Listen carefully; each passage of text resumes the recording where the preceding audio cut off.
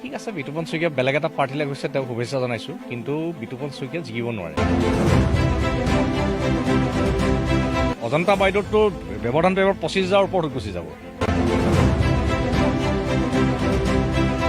আজি OACয়ে কওক, আজি বদৰুদ্দিন আজমলেই কওক, আজি চাহাবুদ্দিনে কওক, এই যিসকল উগ্ৰ যিসকল ইছলামিক নেতা, তেখেতসকলে স্বাভাৱিকভাৱে এখনক ইছলামিক কাণ্ট্ৰিত পৰিণত কৰা তেওঁলোকৰ যিটো অভিসন্ধি এইটো আছেই। আজি লুৰিণজ্যোতি গগৈ ডাঙৰীয়াই য'ত কেণ্ডিডেট দিছে, অসম জাতীয় পৰিষদে য'ত কেণ্ডিডেট দিছে, তাত বদৰুদ্দিন আজমল ডাঙৰীয়াৰ প্ৰাৰ্থী নাই, কিয় নাই?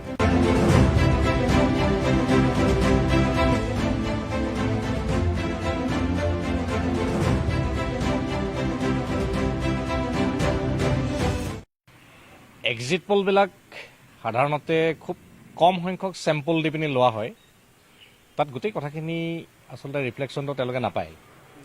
সেইকাৰণে তেখেতসকলে যিটো ধাৰণা কৰিছে, সেই ধাৰণাতকৈ আমাৰ ফলাফল নিশ্চিতভাৱে ভাল হ'ব।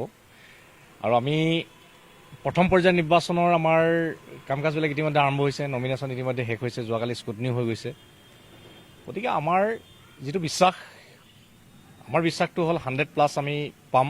ভাৰতীয় জনতা পাৰ্টি, অসম গণ পৰিষদ, UPPL, আমাৰ যি মিত্ৰজোঁট, এই মিত্ৰজোঁটৰ আমাৰ প্ৰাৰ্থীসকল নিশ্চিতভাৱে জয়যুক্ত হ'ব, তাত আমাৰ কোনো সন্দেহ নাই। ঠিক আছে, বিতুপন শইকীয়া বেলেগ এটা পাৰ্টিলৈ গৈছে, তেওঁক শুভেচ্ছা জনাইছোঁ, কিন্তু বিতুপন শইকীয়া জিকিব নোৱাৰে। ইয়াত আমাৰ ভাৰতীয় জনতা পাৰ্টি প্ৰাৰ্থী জয়যুক্ত হ'ব। বাইদেউ আগতেও জিকিছে, এইবাৰো জিকিব। আৰু এইবাৰ বাইদেউৰ জিকাৰ যিটো মাৰ্জিন, সেইটো বেছি হ'ব।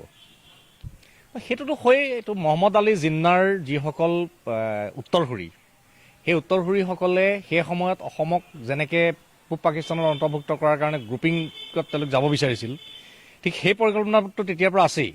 আজি OACয়ে কওক, আজি বদৰুদ্দিন আজমলেই কওক, আজি চাহাবুদ্দিনেই কওক, এই যিসকল উগ্ৰ যিসকল ইছলামিক নেতা, তেখেতসকলে স্বাভাৱিকভাৱে এখনক ইছলামিক কাণ্ট্ৰিত পৰিণত কৰা তেওঁলোকৰ যিটো অভিসন্ধি এইটো আছেই। আৰু আজি এই অভিসন্ধিটো তেখেতসকলৰ মাজে মাজে তেখেতসকলৰ মুখৰ পৰা ওলাই যায়।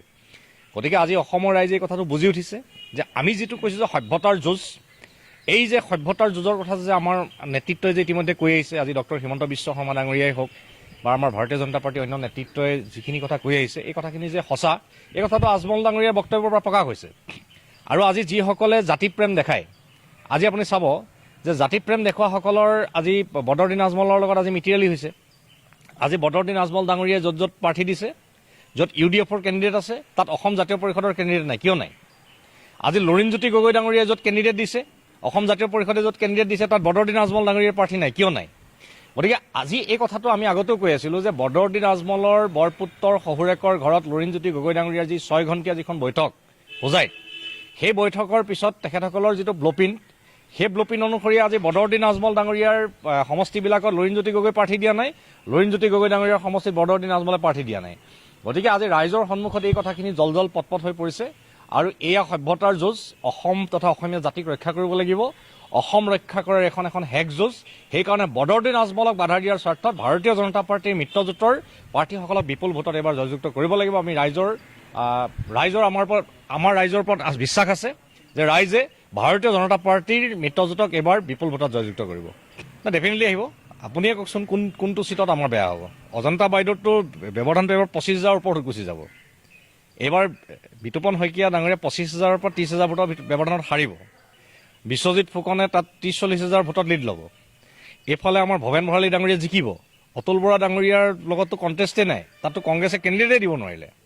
গতিকে আপুনি কওক কোনটো সমষ্টিত আমাৰ বেয়া? মৃণাল শইকীয়া ডাঙৰীয়া যে জিকিলে যোৱাকালি, যেতিয়া তেওঁ নমিনেশ্যন দিবলৈ যেতিয়া গৈছে, তেতিয়া তেখেতৰ সমদলটোৱে এই কথাটো প্ৰমাণ কৰিছে। গতিকে গোলাঘাটেই নহয়, আজি যোৰহাট, শিৱসাগৰ, চৰাইদেউ, ডিব্ৰুগড়, তিনিচুকীয়া, এই গোটেইকেইখন জিলাত আমাৰ যিমানকেইটা আমাৰ কেণ্ডিডেট আছে, সকলো প্ৰাৰ্থীয়ে ইয়াত জয়যুক্ত হ'ব।